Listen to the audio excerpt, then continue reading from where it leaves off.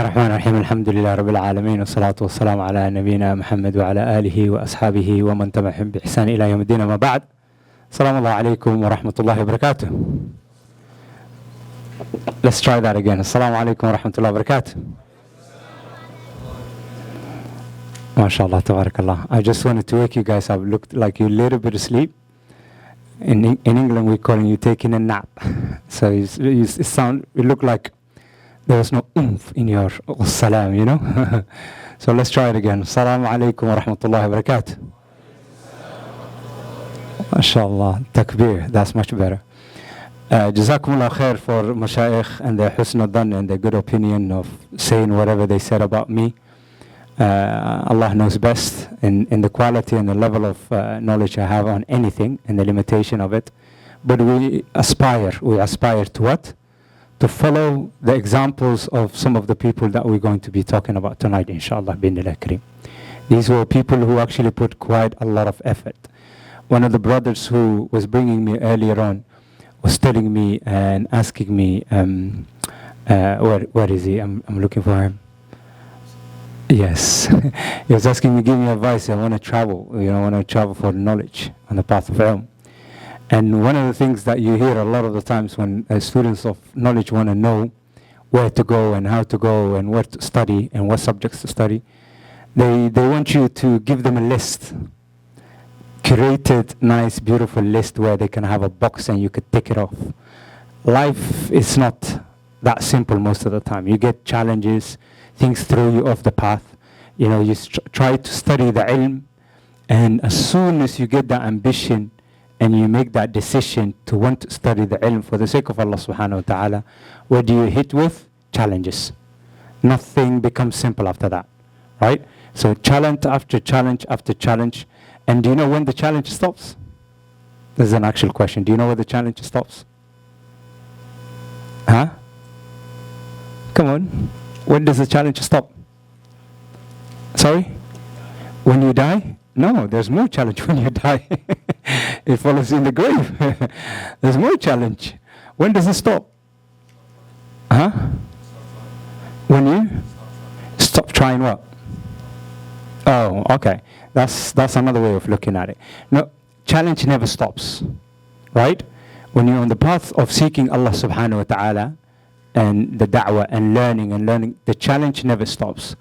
So we should not have a perception of that everything is going to be rosy tinted thing. And this is what you get to hear tonight, inshallah, bi'idhnillah al-kareem bari, that at the end of the day, the reality is somebody who actually puts a little bit of effort in their life to study something, to excel at, to become very good at it, for the sake of Allah subhanahu wa ta'ala in this case, then the challenge will never stop. And so you need to get that in your head, bi'idhnillah al-kareem bari.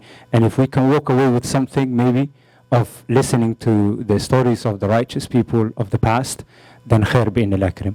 Having said that, I want to ask just a quick survey question. Who have studied here the Shafi'i madhab? Even the sisters can raise their hand. Who have studied here the Shafi'i madhab? Because we're talking about Imam Shafi'I and his school of thought and the books that we study and that's produced. Who studied the madhab? By way of hands. I'm not mean finished it, but who studied it? 1, 2, 3, 4, 5. A couple of sisters, right? Yeah? Shall we talk about some other subject then? A lot of people hiding, yeah? Okay, don't hide. I just want to know. I want to know the numbers. Who studied the madhab, man? Hands up. All of you. Yeah, just hands up. By way of showing me hands up, hands up. I think Sheikh Abdullah Bihi teaches the kutub. I think Sheikh Salman teaches it, and many of the mashayikh in town, they teach it. So you've studied it, you know a little bit here and there. So what you will walk away, inshallah, bi'idhnillah al-kareem, is a little bit of understanding on the development of these, what they call madhab, and why we actually study these schools of thought, okay? So we'll start with the idea of what is a madhab first. What is a madhab? A madhab is nothing else than basically a student of knowledge studying a material, a corpus, a text, a curriculum, according to what his teacher instructs him. That's it. So what is a madhab? A madhab is studying curriculum, a corpus, whatever the material you are given by your teacher, the way he or she unpacks that and basically gives that to you. That is what a madhab is. When you become in a level where you can actually do the similar thing, where you can actually write, where you can actually excel in in that subject, then that is not a moment that somebody studies that madhab, because you've excelled at it. Okay? And so to what degree of people did these things excel at? So we're going back to Imam Shafi'I rahmatullahi alayhi. Okay? So Imam Shafi'I rahmatullahi alayhi was one of those pioneering scholars in this field. He lived in an age where among the people of the predecessors, or the Salaf al-Salih as we call them, when they were studying fiqh and hadith. So you had the school of thought of fiqh, and you had the school of hadith. Meaning, a lot of the ulama put a lot of effort in studying hadith. And then other group of scholars put a lot of effort in studying fiqh.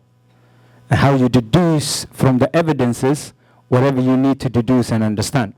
And then there's those who excelled on the qualifying evidence. So learning the evidence in themselves, what is weak, what is right, what is basically left behind, what is abrogated, all of these type of subjects. So Imam Shafi'i lived in a time where the ulama excelled, majority of them. There were obviously people who excelled on both, but majority of them excelled in one or the other way. And so Imam Shafi'i rahmatullah alayhi studied with many of these scholars in his time, in these different fields. So we'll start with, first of all, at the beginning of his birth. He was born in this, majority of the ulama, they tell us, he was born in this blessed land that is called Philistine, which is modern-day Gaza. May Allah protect Gaza, guarded, safeguarded, and help the enemies of the deen and Allah subhanahu wa ta'ala against the mu'mineen and the Muslimin and the righteous people that live there. So Imam Ghazali was born, Imam Shafi'i was born in Gaza, and he migrated, he wanted to study, and he went on a path of knowledge. It's specifically a path of knowledge that his mother put him on, because sometimes we get inspired by our parents. Our parents are the ones that push us to go and do something for ourselves. And whenever you want to do something for yourself and you want to study this deen, make sure you have an ally. And who's your ally? Who's your ally? Make sure your ally, at least one, or if not both, of your parents. Get them on board. It becomes very hard to do anything on the path of learning if both of your parents are not on the same expectations and goals with you, inshallah. And so Imam Shafi'i did that, and he traveled, and he grew up in Hijaz. He came to Mecca initially, and he came to study in Mecca. And he studied under, after he memorized the Quran at a very young age, around 6 or 7 they say, he came to Mecca, and he wanted to study further in Mecca. And one of the scholars that he basically sat down was by a scholar by the name of Muslim ibn Khalid al-Zanji. He is one of his first teachers to tell him that you are now at the age of 15, you've well learned, he qualified and studied the hadith, he studied the fiqh, he studied the lugha, he studied the tafsir, he studied balagha, he studied all the different sciences that could have been studied, although we wouldn't call them that sciences now, at the time. They did not have these names that we know them by now, right? Because knowledge develops, knowledge develops. So some of you are studying AI technology now, right? If people of my age hear about AI technology, it sounds so wizards and some sort of magic tricks, right? So this is the way that sciences and knowledge actually increases and decreases and develops. So Imam Shafi'i studies with Muslim ibn Khalid al-Zanji. Do we know who he was? He was said he came from the Horn of Africa, especially what we today know as the Sahel country, or the Sawahil, or the coast of, what's the Sawahil? Where's Sawahil? Anybody? Huh? Volunteers? Kenya. Where else? Where else in Kenya? Sheikh is from Kenya, صح? Yeah. Tanzania, right? All the way towards Mozambique.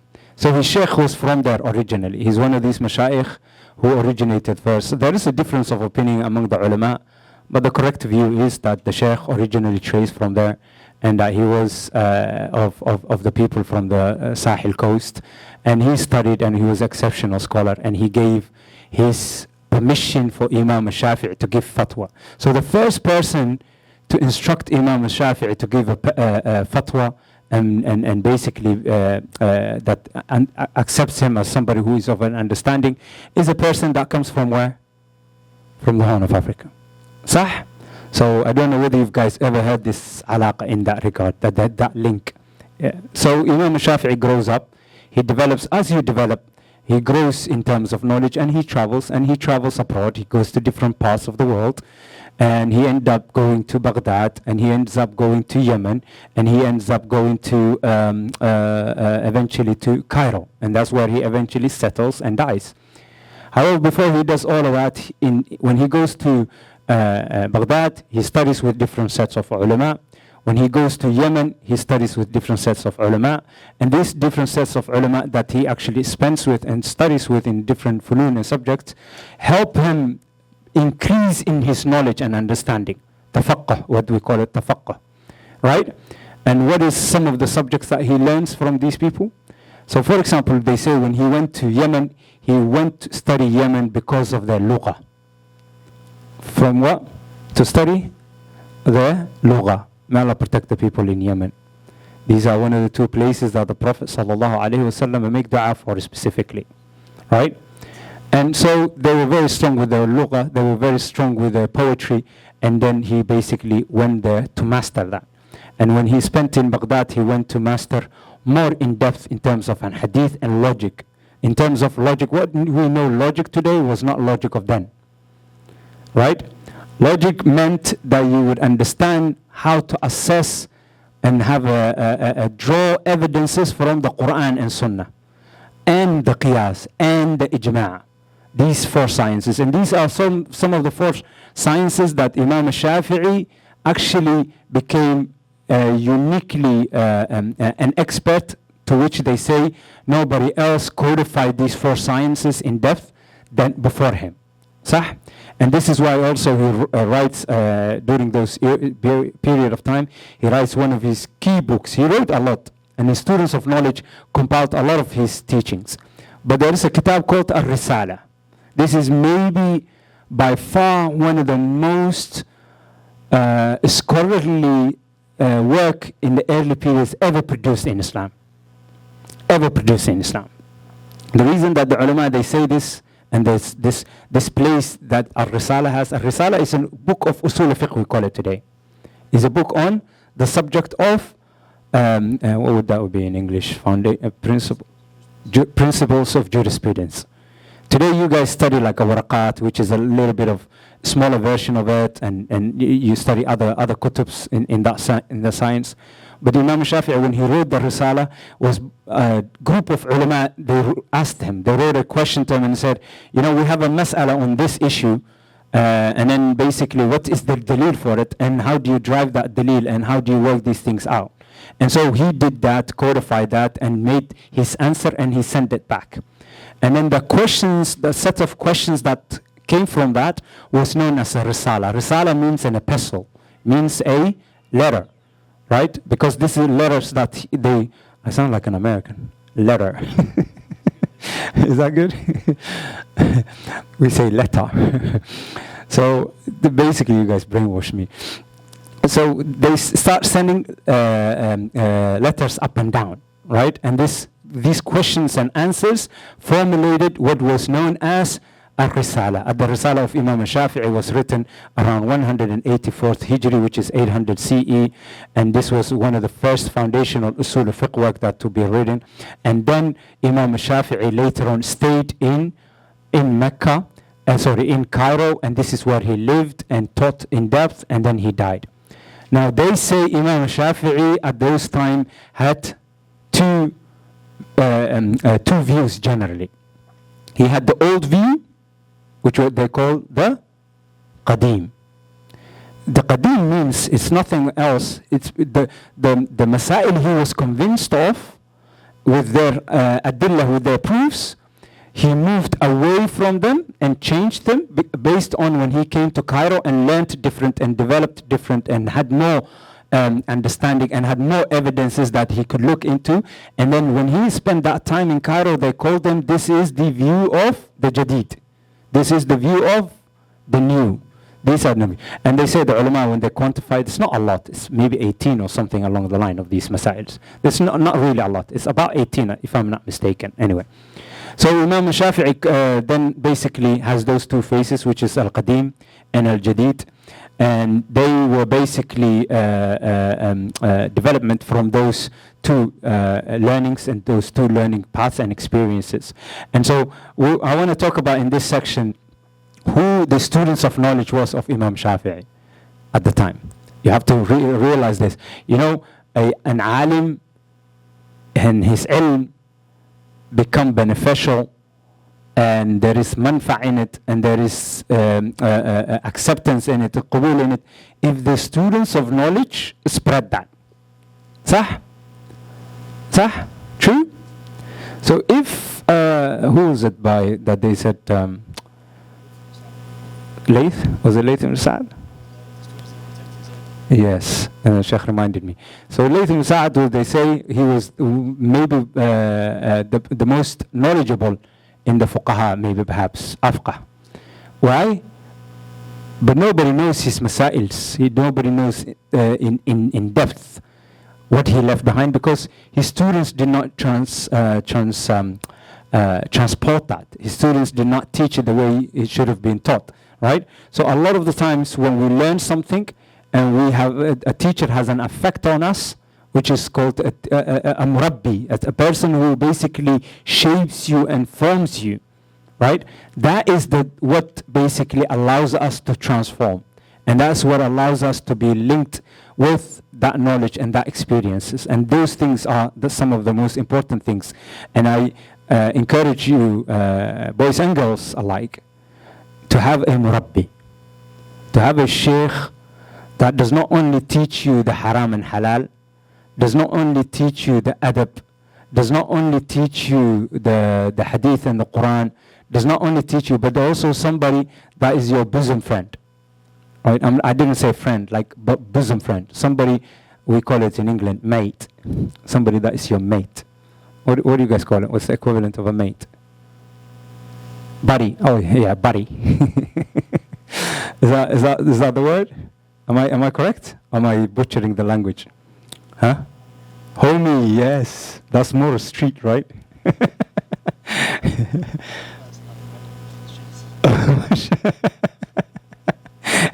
So yeah, this is more lessons for me from Abdullah. You need to start the course very quick. So Imam Abu Wayti rahmatullahi alayhi was one of the transmitters of Imam Shafi'i's early works, such as Al-Um. Al-Um is a collection of hadith work that where Imam had a mas'ala that was asked and he responded based on these things, hadith and fiqh. And then this was early students in Egypt at the time in Misr.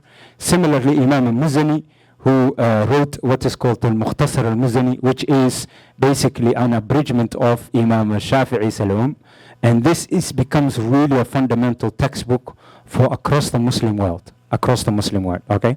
Then you have another student of his, which is called Rabi' al-Muradi, who is a major transmitter of Al-Um, and also Al-Risala. Today we have the Risala that we were just talking about, the epistle we were talking about. The only copies that we have available to us is the ones that Imam Rabi' copied with his own handwriting.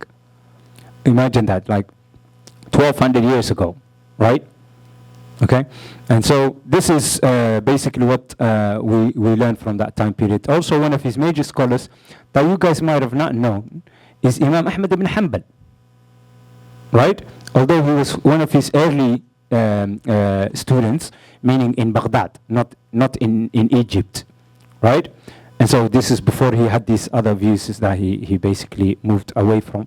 And so these kutubs and these transmissions and these knowledge from these students of knowledge spread.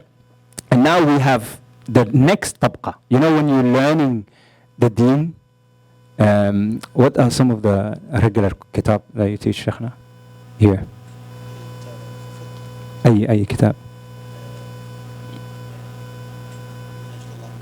منهج الطلاب or okay or أبو الشجاع or كذا. Okay, so if you study أبو الشجاع for example or the Safina or عمدة السالك or whatever these textbooks are, you need to be able to study who the authors are. You need to be able to know what their level of knowledge was when they produced this. You know, what made them the kind of people they are to be able to produce this? What is this qubul that they have? What is this acceptance that they have had? Who was Imam al-Nawawi rahmatullah alayhi in his Arba'in and Riyadh al-Salihin and Minhaj al-Talibin, and there is every subject that he wrote that you could imagine that he wrote, and a wider acceptance. You need to be able to study that. And so when you're studying these men and women that wrote and taught and spread the deen, they are qualified by tabaqah in the early literature of Islam. They are put into tabaqas, layers as we call them, right? So the layer that they're in determines the quality of their age, the quality of their learning, the quality of their scholarship. So this is now the first tabqa of the Shafi'iyya or the Imam Shafi'i students of knowledge. That's the ones we leave behind. The second tabqa, the second layer of the scholars are what is known as the builders of the madhab. So the students of the students, the students of the students. So you have people like Ibn Suraj, for example, who died around about 306 Hijri. You have Al-Qaffal al-Kabir, who is one of major scholars who we'll talk about, has an effect hugely in the Horn of Africa that we will just talk about in a minute, bi'idhnillah kareem. And they were known as the people who basically codified and lived in around what was known as the Iraq vicinity. It's not necessarily exactly Iraq, but there was an area called Iraq. And then later on they would be called Iraqiyun. And we will talk about this in a minute.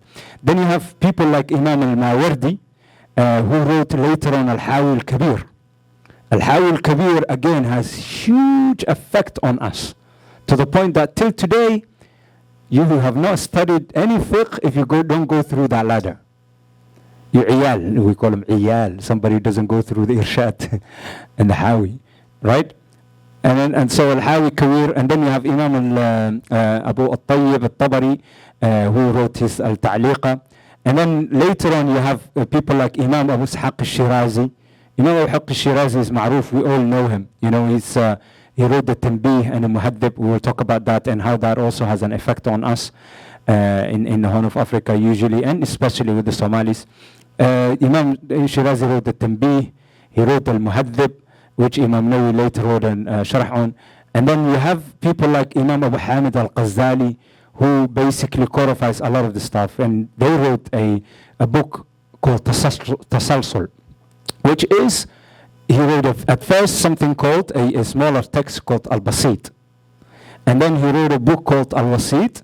And then he wrote a book called Al-Wajiz. The ulama disagree whether Al-Wajiz is part of this three part. But anyway, Al-Basit and Al-Wasit were major works.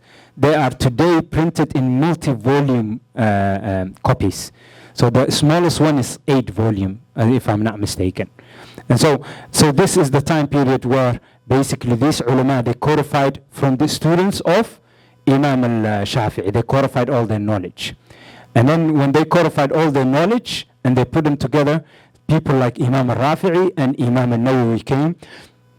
And then what they've done is they took everything together, and then they basically made something that's called the time of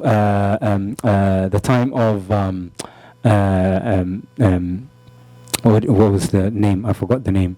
Anyway, there's a time that they basically started refining all these texts. Tahrir, barakallahu fiqh. So anyway, then we have those group of people then basically who were Ashab al-Wujuh, that we mentioned earlier on. The first group, the students of Imam Shafi'i, they were called restricted mujtahids. What is a mujtahid? Do we know what a mujtahid is? Mujtahid?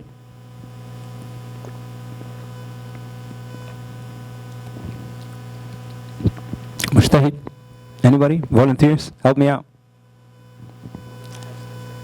We might have some mujtahids, right? Okay. Mujtahid is somebody who is independently able to draw from the nas. Okay?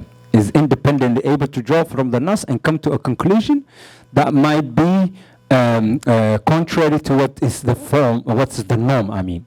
Right? And then based on this nusus. Anyway, so these were restricted mujtahids. They call it a little bit limitation because they couldn't go out of the school of thought. And then there is these people who basically refined the madhab. And then so these type of group of people who were restricted in the madhab were called Al-Qaffal Al-Saghir, Qadi Al-Hussein, Abu Hamid Isfariyini. There are more and more and more. There's no need for me to give you a long list of names. But suffice to say, this is time period when the madhab, instead of following the adillah and the dalil and the multi-volume works, it start becoming less and less. So it start becoming more like an abridgments and so on and so on. So this is around the 4th, 5th century Hijri. This is around the 4th, 5th century Hijri. So then from that to progress, we have what we mentioned earlier, that the two tariqs, the tariqain. The tariqain means all of everything that the Muslims were studying at the time in terms of this school of thought has developed a unique perspective from one locality and then another unique perspective from another locality. Does that make sense? So the locality and the people and what they were studying and their conclusions influence one another, and the same goes for the other group of people. So we have the tariq of the Iraqis, as we call them, or madrasat al-Iraqiyun, the madrasa of the Iraqis. And then we have the tariq or the madrasat al-Khurasaniyun, and the Khurasanis, those two things. And they basically were in opposition to different views. One was very traditionalist, so they meant they kept to the nas. And the other one, they went outside of the, they started fishing outside of the fishing network. So they started basically dipping into the, to different seas, as it were. So they started having different opinions and they started coming up with other masail. So they were called those people from the Khurasanis. Okay. And now, then we come to the time period of, as we mentioned, Imam al-Rafi'i and Imam al-Nawawi, which is the tarjih and tahqiq. And a lot of these times, the reason we talk about this is just to show you how early the school of thought is developing. Right? Imam al-Nawawi died, as we know, what? 600 what? 600 what? 76. Sah? Imam died 676 Hijri. And by the time when he died, and he wrote this book, the culmination of all of his knowledge and ilm and fiqh, and made this mukhtasar, because it requires a level of expertise and knowledge to deduce all these multi-volume works to something so small, whereby you get all the terminologies you need, you get all the different opinions, you get all the wordings that you need to clarify the mas'ala, and you put that in a simple sentence, to the point that we have volumes of commentaries dedicated to that. There is a level of expertise you need to have to be able to do that. And can you believe this? And maybe some of you are not aware of this, that Imam al-Nawawi, when he finished the Minhaj al-Talibin, and he looked at it, and because it's a masterpiece, anybody who knows it, it's been said that the Minhaj al-Talibin is one of the most commentated on, and hawashi, and ta'liqat, and mukhtasarat, and so on and so on, in the Islamic sciences that we have available today, in terms of manuscripts and everything available to us. So did you know that Imam al-Nawawi, when he wrote that Minhaj, and he looked at it, and he was amazed by it, look at his wara', his level of scrupulousness and piety, that when he looked at it, and he saw the beauty, the content, the language, the effort that he's put in. And what did he do? He got amazed a little bit. And then he realized, oh, this must be a little bit of riya in me. There is no ikhlas in this, because I'm amazed by its own production. And he ordered his students, Ibn Attar, rahmatullahi alayh, he ordered his student to take that volume and take it to the running rivers and waters and wash it off. Can you believe that? And bring him the pages back. Back in the day, you needed the paper, because the paper costed a lot of money, right? So he asked him, instructed him to go wash it off. Imagine if Ibn Attar would have listened to his teacher and would have done it. That would have been a different story. Sah. But Ibn Attar, sometimes, being a student of knowledge also requires you to decode what is beneficial and what's not beneficial, and maybe what to ask and what not to ask, what to carry out to the letter and what not to carry. So Imam Attar, he didn't do it. He kept it for a minute, and then later on he said, where's the pages? I had asked you for it. And he said, it's just that la'alla there is benefit to it. Please don't do this. La'alla there is benefit to it. This is one of the things that Imam said. Subhanallah. And this is how that book survived. And so Imam Nawawi continues and wrote all of these works to the point they say Imam Nawawi and Imam Rafi'i, what they agree upon in their books that they've written in terms of the halal and haram according to the Shafi'i madhab, gets precedence over all of the other scholars that came before them. Even to the point what Imam Shafi'i said. Because at the end of the day, we do not follow the men necessarily. We follow with the intention and the guidelines that they are producing these things with. Sah? Because they said, what do they all say? إذا صح الحديث إيش؟ Sorry? Yeah. So if the hadith becomes sahih, or the hadith established, what does sahih mean in this context? Not just by critical analysis of the sanad and the matan, meaning if the hadith is applicable entirety with all the usul that we have set up for this in this mas'ala, then this is my madhab, this is my school of thought. إذا صح الحديث فهو مذهبي.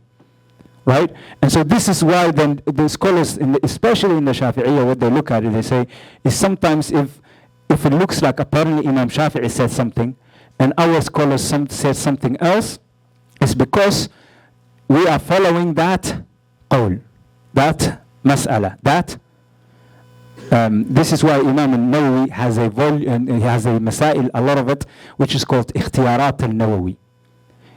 The issues that Imam Nawawi chose outside of the madhab that did not really necessarily follow the guidelines that was said in there. So now let's just go into then how did these books come to us, the Tanbih and the Muhaddib and all of that stuff. So we know that when an alim teaches something, a student of knowledge, either sometimes who is from abroad or somewhere else, they study with them and then they travel back. There's a lot of ulama here, students of knowledge that graduated from where? From Medina, sah? Yes? Right? They didn't stay put in Medina, did they? They studied with whatever the mashayikh that they could study with, and then they took whatever they could take from, and then they went back to their homelands, to their countries, to their people to teach and spread. The same thing applies to everybody in the past who studied with some of their mashayikh. And so we know from the earlier ones, like for example, Imam al-Shirazi, the one we were talking about as early on from the two tariqs that we were talking about. We know when he wrote a book called Tanbih, we talked about it a minute ago. And he wrote a book called Al-Muhaddab, which is a compilation of hadith work organized in Abwab al-Fiqh. And then so, these two works, a lot of our ulama, they put efforts in it, they made commentaries and stuff. But when he was teaching it, there was one of his students of knowledge called Ibn I'm always have a hard time saying that, Abdawayh, right? And he was a Persian scholar. He was a Persian scholar who lived and worked in around Baghdad. He was a trader, he was a merchant, and he studied with Imam Shirazi with all the kutubs he could get from him. He studied with the Shirazi in Baghdad and was the first one to bring Al-Muhaddab to Yemen. He traveled to Yemen. The first one that we have on record to travel with Muhaddab and bring it inside where? Yemen. And same thing goes with the Tanbih. but he was very popular with the Muhaddab. And he was teaching the Muhaddab and the Tanbih and various other books of the Sheikh in modern day Aden, and then Zabid. And he was, as I said, he was a merchant, and he lost a lot of his wealth, and he ended up in an island which is on the Red Sea, which is opposite to Eritrea today, which is called Kamaran. And that's where he ended up sitting. And they say a lot of the students of knowledge from the Horn of Africa came actually to study with him in this kutub. So from there on, we already know that while Imam Shirazi was alive, or in his lifetime, we've already have some of the ulama of that area actually have gone to that and then studied with some of the students of the Sheikh. So he taught and wrote many, many works. There is a kitab called Al-Irshad, not the Irshad of the fiqh, but this is an Irshad al-Usul al-Fiqh. Many of his students of Ibn Abdulway were students of knowledge, but they were also merchants. They traveled a lot. They sold and they bought. And so this is one of the things that they did. They traveled abroad. Some of them went to Hind. So they went to modern day India. Some of them went to, as we mentioned, the Horn of Africa as part of agents and merchants, but also as part of his students. And they started teaching the Muhaddib and Tanbih, not only in Yemen, but also in what is today known as the Horn of Africa, these countries that we are from. And so this methodology continued of transferring. We have another scholar by the name of Al-Imrani, who died 558 Hijri. Al-Imrani wrote a beautiful book called Al-Bayan, which is the Sharh of Muhaddib. Again, the Sharh of Imam Al-Shirazi that we were just talking about. And Imam Al-Imrani had a lot of students of knowledge also that came from the Horn of Africa. They studied with him. And they brought his learning and teaching back. Right? And they spread their school. They taught it, and various other scholars learned it. So we know already on that Al-Bayan, Al-Muhaddib, Al-Tanbih, various shuruhs of these kutubs have been studied and taught in that part of the world. To the point that we know that one of the scholars by the name of Abu Attiq, Abu Bakr, Al-Sami, do you know the word Al-Sami? What does Al-Sami mean? Don't you know what Al-Sami means? Al-Sami, ha? odayaashaan weydiiyey awsame yaa noo sheegi kara awsame macnaheeda odaygii wanaagsanaa waa sheekh soo maaha waligu waa sheekh yare maaha sheekh weyne istilaaxa soomaaliga ow means aw macallin macallin wax yar ka koreeya wakaa. There is a level of istilahat that we use, terminologies we use in the road to ilm. If you study with the ulama back home and other places, you learn there's terminologies they use. If you talk to the ulama, there's terminologies they use. Ma'allin, if you ever hear, oh, this is ma'allin, means this is a Quran teacher. Okay? Do you understand that? Yeah? This is a usually Quran teacher. And then if you hear an O in front of their name, is a smaller sheikh. It's like the Kabir type of thing. He studied the fiqh. They learned. Is a student of knowledge. He's well advanced, and he takes over from the sheikh's jalsa. They do the muraja'a. They sit down together. They do the niqash. You know how you sometimes when a sheikh teaches something, you go and you have your own little groups and you do a little bit of revision, right? You have your own little groups and clubs as it were. Do you do that? You do that, right? And then you have one of you that is most learned, most practiced, maybe most, and then you always like, you read it to us and we will tell you basically what we understood and then you correct us. So this is the type of level that we're talking about. So the sheikh was known as Al-Sami. Al-Sami means that word which is the sheikh, or the small sheikh who does good. So this is the translation of the word, but it's a Somali name, so people know as a Somali name. So another one is Warsame. Any Warsames here? Any Warsames? No. So Warsame is hadalkii wanaagsanaa. Yeah, somebody that talks eloquently, somebody who talks good. Right? So anyway, in a long story short, the Sheikh Abu Bakr al-Sama traveled and left what we today know as the Odal estate, or Adl, they called it in the Kutubs of the Tabaqat. He was a jurist, established jurist. He left and he went to Ta'iz, he went to Zabit during what we know as the Rasulid dynasty. This is the kingdom in Yemen that ruled at the time. The majority of the Muslims, basically when they lived in these different land masses, they had their own kingdoms. And so the Imam is recorded to have died 741 Hijri. 741 Hijri, which is 1340 CE. And so he was a jurist and he was an expert and he was a mufti. So he gave the fatwa, and they also said that the madhab ended with him in Yemen, meaning like there is no other experts beside him known at the time in Yemen. There's no any expert in the Shafi'i madhab better known than him. So he led 3 madaris. I talk about him a lot of the times. He led and taught in a madrasa called Madrasat al-Atabakiyya and al-Shamsiyya and al-Salihiyya. Madrasat al-Shamsiyya were built by the princess of the Rasuli dynasty, and then she purposefully built it and gave it to Abu Bakr al-Sama to manage and take care on and teach and advance the knowledge. And so there's a lot of pupils and knowledge, students of knowledge that he had that actually came back and taught further on. Then we have another interesting story by a scholar called Sahib al-Amaim. I've talked about this, I think, in Masjid al-Ihsan, if I'm not mistaken. There was a scholar, so this way you now know there was scholars who were actually teaching the madhab in Yemen, who already left there, and then they went to Yemen, and then they were teaching it. Sah? But then also, let's look at scholars that actually come from there to actually study the madhab in where? Places like Mogadishu. So this scholar we was talking about, from who is from Zabit, and in other places like Ta'iz and Aden and Haramain, and traveled a lot and learned a lot in different parts of the world, by the name of Muhammad. He died also 767.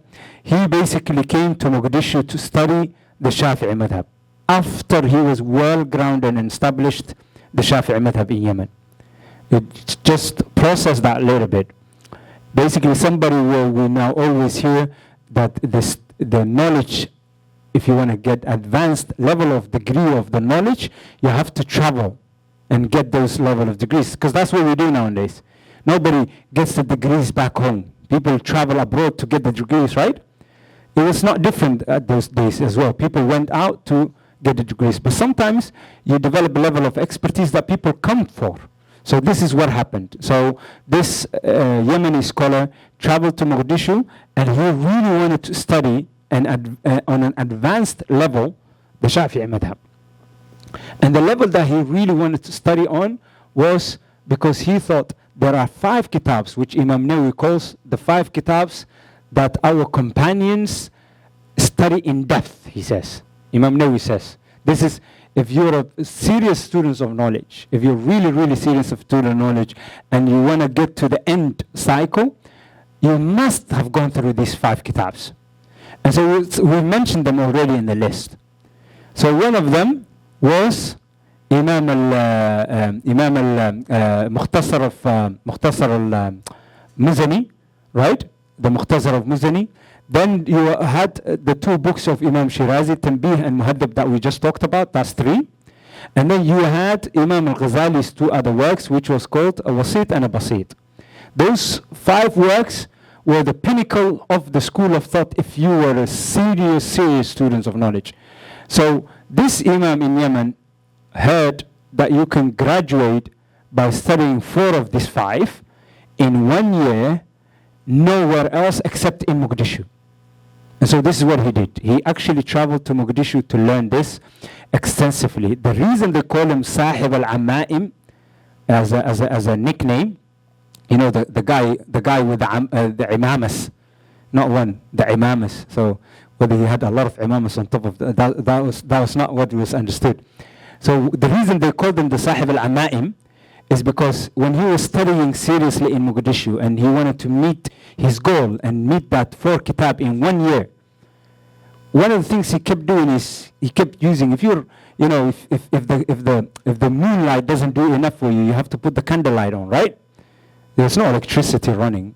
Sah? So you have to put the candlelight. So we're putting the candlelight on every time, and he was getting close to it and to read the letters and practice the words and revise everything. He kept burning his imama. Right? He kept burning his imama. To the point he burned so many imamas. And as you know, Somalis love a nickname, right? Good nickname. Yes? They just called him the guy who kept burning his imamas. So Sahib al-Amaim. Sah? That's what they called him. The guy who kept burning his the turbans, as it were. And then so the sort of the nickname stuck. But alhamdulillah, he was able to graduate and study. He was able to take the knowledge back what he studied. And they said he spread the madhab in Yemen more and further out than any one of these other scholars at the time were able to do or did, because they sought after him.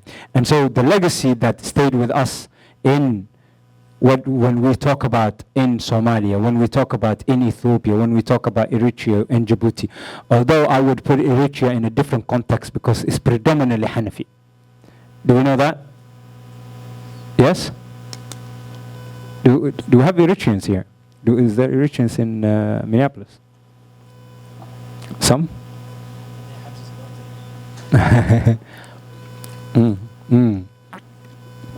So this is one of the things you will realize. So for example, the Somalis, the Oromo, a lot of the Afar, a lot of the Allah Musta'an, the people of Harar, right?